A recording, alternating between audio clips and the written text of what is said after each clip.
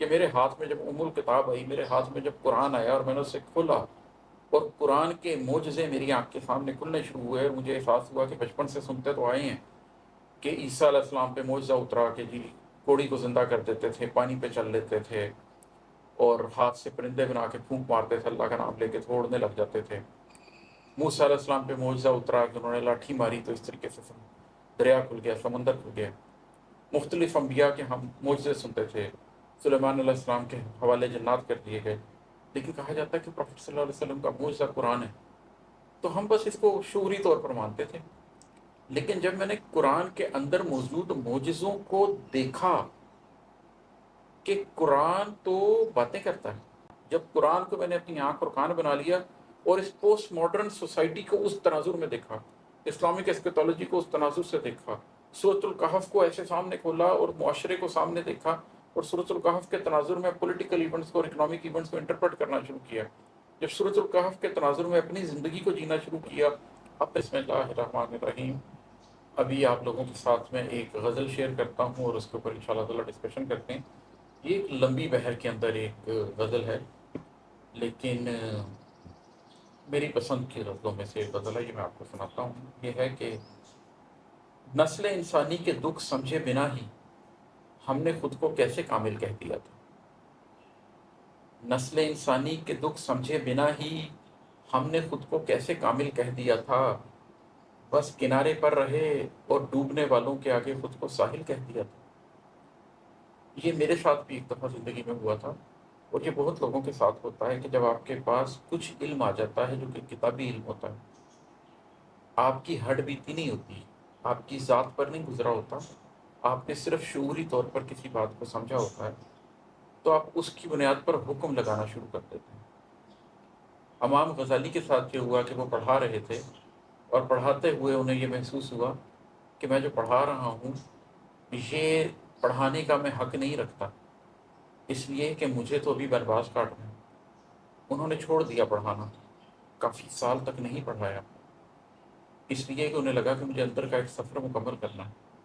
اندر کا وہ سفر مکمل کیے بغیر آپ نہیں کسی صورت بھی اتنے کامل ہو سکتے کہ آپ نسل انسانی کے دکھوں پر بات کر سکیں۔ تو نسل انسانی کے دکھ سمجھے بنا ہی ہم نے خود کو کیسے کامل کہہ دیا تھا۔ جو شخص نسل انسانی کے دکھ سمجھتا ہی نہ ہو، جس کو پتہ ہی نہ ہو کہ ابن آدم کن کن تکالیف سے گزرتا ہے، مرد و زن کس کس تکلیف سے گزرتے ہیں، انسان کے معاش کے غم کیا ہیں، انسان کے سماج کے غم کیا ہیں، انسان کے غم جانا کے غم کیا ہیں، غم دورہ کے غم کیا ہیں، وہ ان سب سے نہ گزرا ہو اور اس کے بعد اس نے غم ہستی کو نہ پہچانا ہو، اس کے بغیر وہ یہ کیسے کہہ سکتا ہے کہ وہ کوئی ایسا پیغام ہے جو وہ کامل طور پر کسی انسان تک پہنچا سکتا ہے کہ اس رستے پر چلو۔ بس کنارے پر رہے اور ڈوبنے والوں کے آگے خود کو ساحل کہہ دیا تھا۔ خود کبھی اترے ہی نہیں اس سمندر کے اندر، خود کبھی ان تکلیفوں سے گزرے ہی نہیں، اور جو ڈوب رہے ہیں ان سے کہا کہ مجھ تک آ جاؤ میں ساحل ہوں۔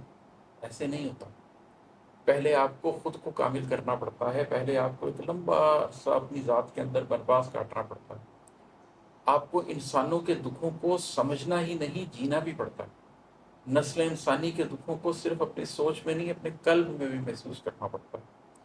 آپ نے صرف مزدور کی تکلیف نہیں دیکھنی ہوتی، آپ نے دھوپ کے اندر اپنے جسم کو جلتے ہوئے بھی دیکھنا ہوتا ہے۔ تو پھر مجھے اللہ نے موقع دیا کہ میں نے مختلف ادوار میں مختلف تکلیفوں سے گزر کے دیکھا، یہ اللہ کی بڑی عطا تھی مجھ پہ، بڑی عنایت تھی مجھ پر۔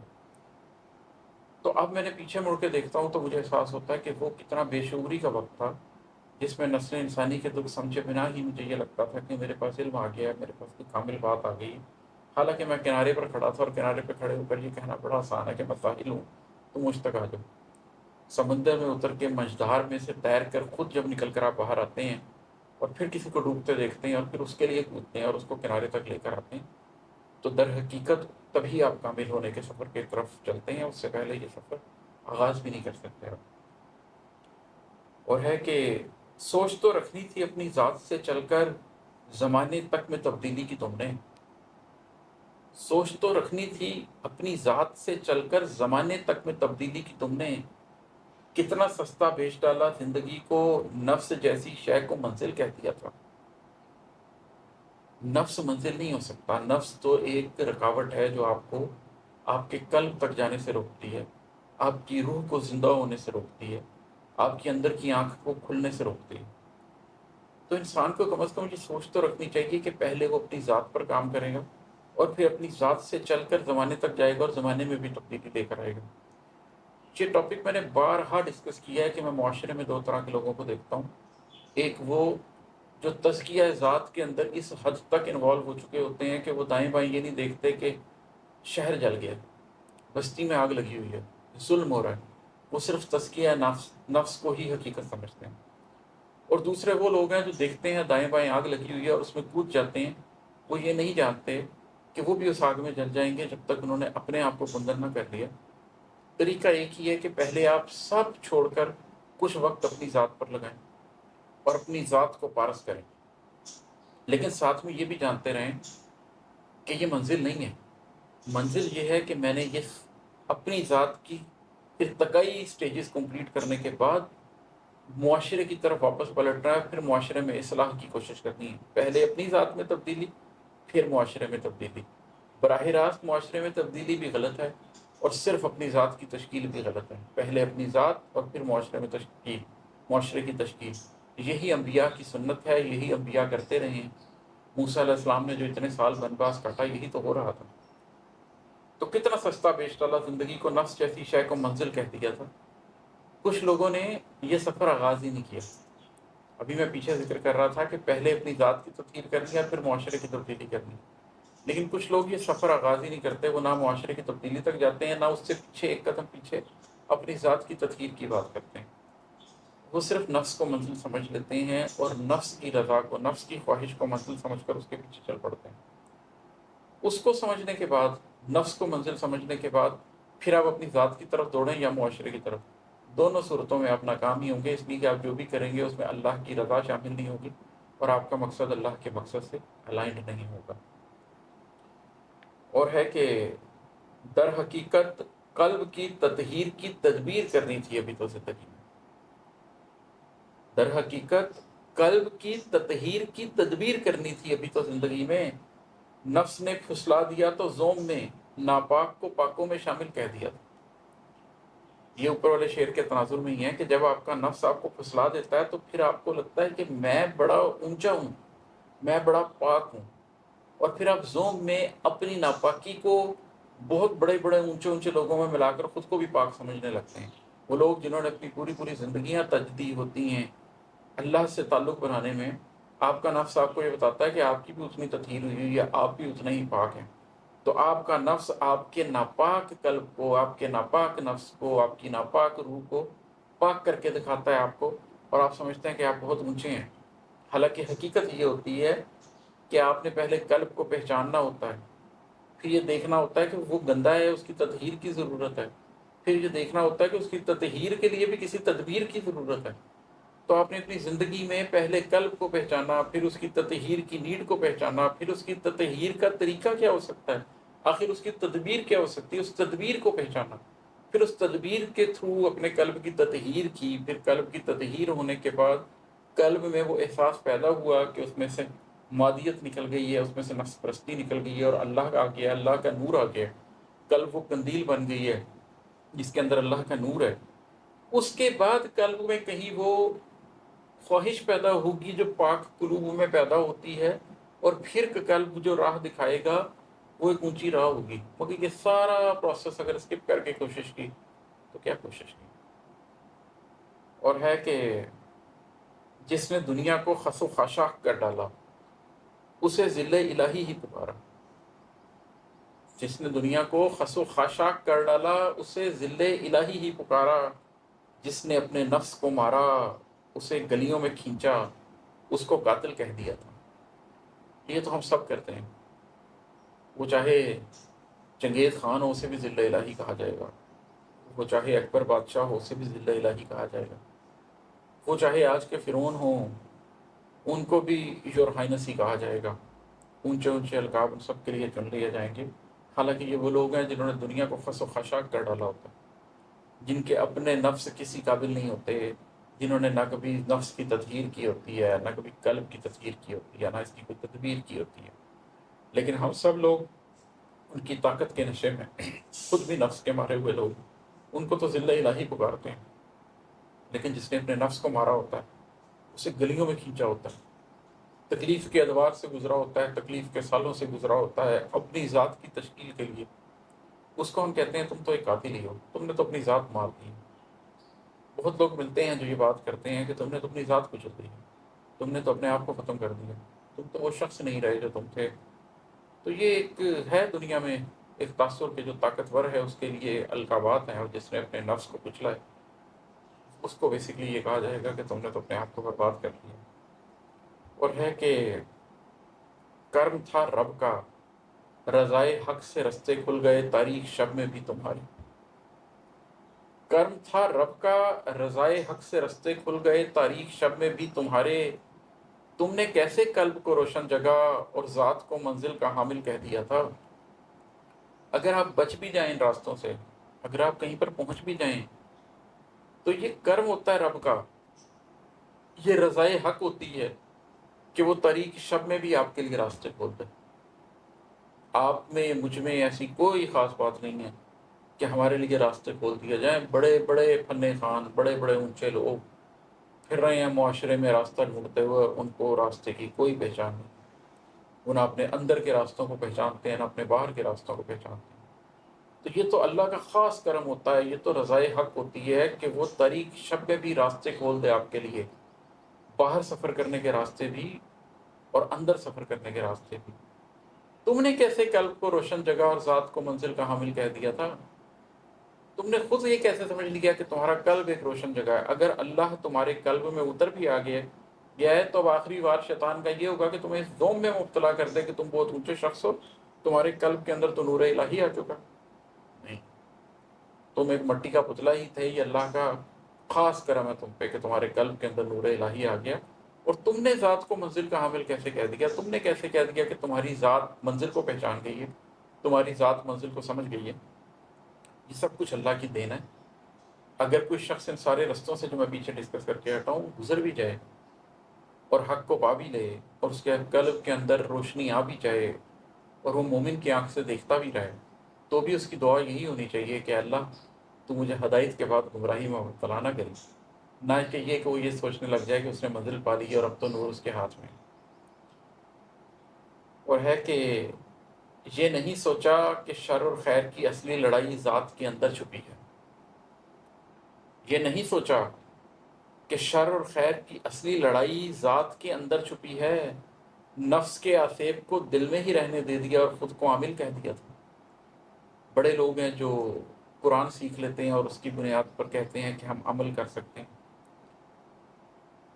رقیہ کرنا شروع کر دیتے ہیں۔ بہت سے لوگ ہیں جو یہ سمجھتے ہیں کہ ہم دوسرے لوگوں کا آسیب نکال سکتے ہیں، لیکن وہ یہ نہیں جان پاتے کہ شر اور خیر کی اصلی لڑائی تو ذات کے اندر ہے، آپ کی ذات کے اندر۔ یہ کسی کے اوپر جو جن آ گیا ہے وہ شر اور خیر کی اصلی لڑائی نہیں ہے، اس سے بڑی لڑائی آپ کی اپنی ذات کے اندر شر اور خیر کی لڑائی چل رہی ہے، وہ ہے۔ اگر شیطان شر پہ آمادہ ہوا تو اس کو کون سے شیطان نے قائل کیا تھا؟ اس کے نفس نے قائل کیا تھا۔ تو آپ کے نفس اور آپ کے قلب کے اندر وہ جو اللہ تعالیٰ قرآن میں فرماتے ہیں کہ ہم نے ہر شخص کی نیکی اور بدی اس کی پربدیت کر دی، اس کی پہچان اس کے گلے میں ڈال دی ہے، تو وہ جو ایک چیز ہے وہ تو اس کے اندر چھپی ہوئی ہے۔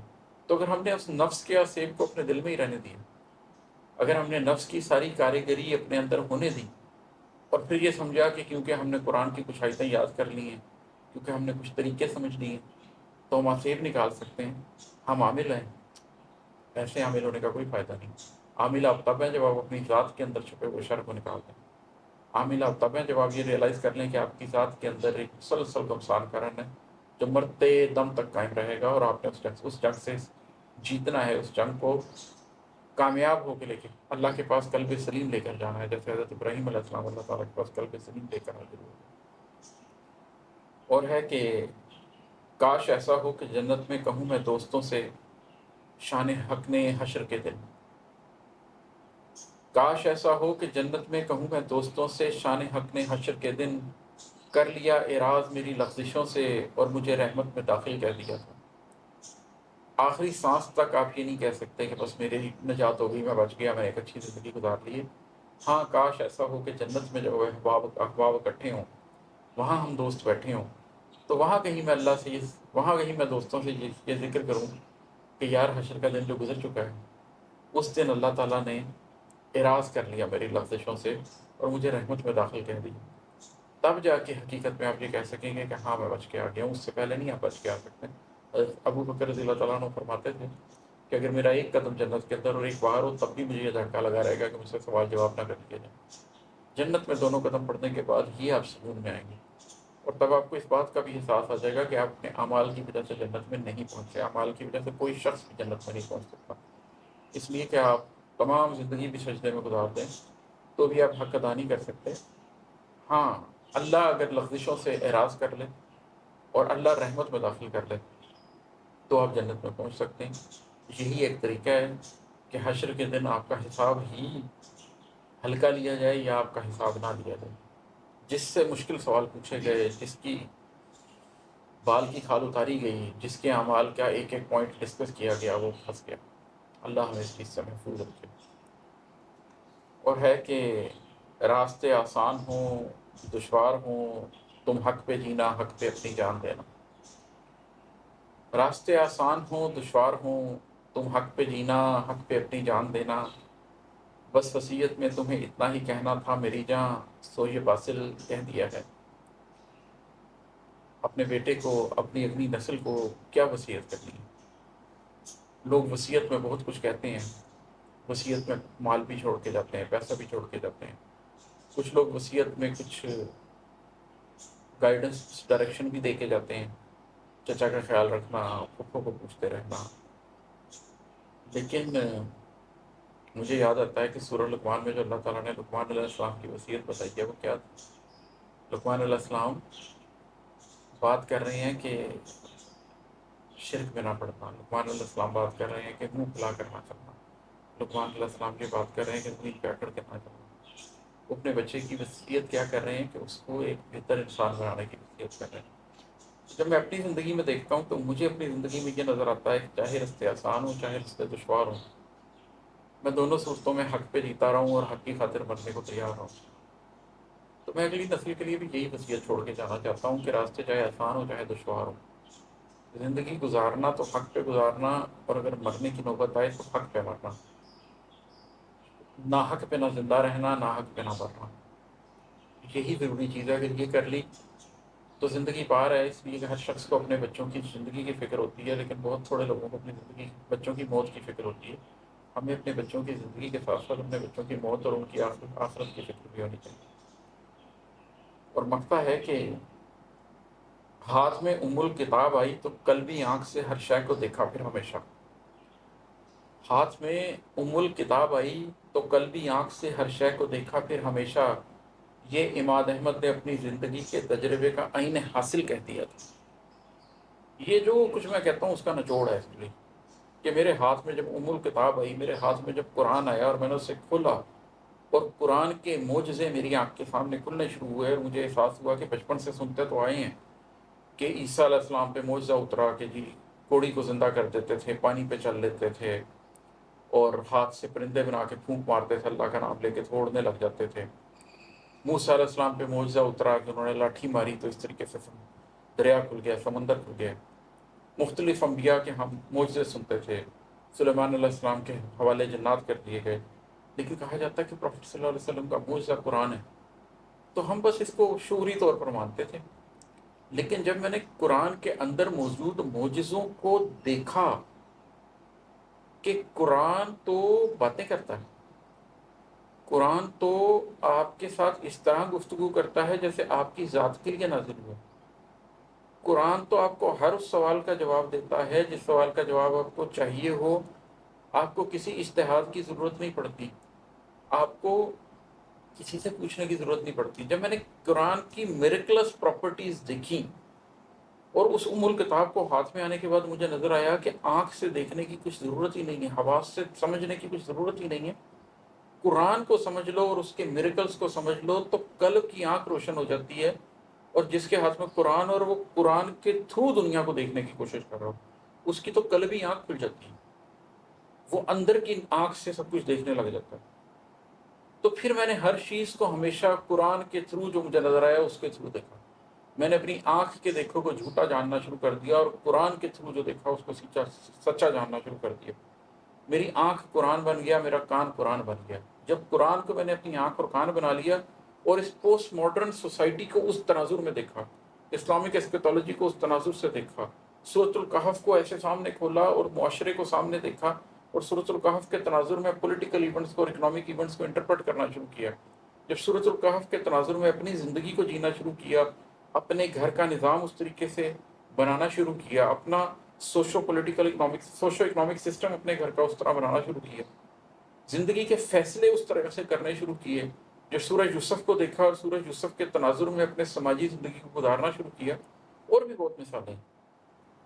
زندگی کا ہر فیصلہ، چھوٹے سے چھوٹا فیصلہ قرآن کے تھرو کرنا شروع کیا تو مجھے پتا چلا کہ قلبی آنکھ سے چیزیں نظر کیسے آتی ہیں، اور یہ میں نے اپنی زندگی کے تجربے کا انہیں حاصل کہہ دیا۔ اگر کسی کو یہ ایک بات سمجھ آ جائے میری زندگی بھر کی تمام لیکچر سن کے، تمام کتابیں پڑھ کے، تمام شاعری پڑھ کے، کہ قرآن سے تعلق کیسے جڑتا ہے اور قرآن کیسے آپ سے باتیں کرتا ہے، تو اس کے بعد اس کو میری کوئی ضرورت نہیں ہے، اس کے بعد اسے کسی علم کی ضرورت نہیں ہے۔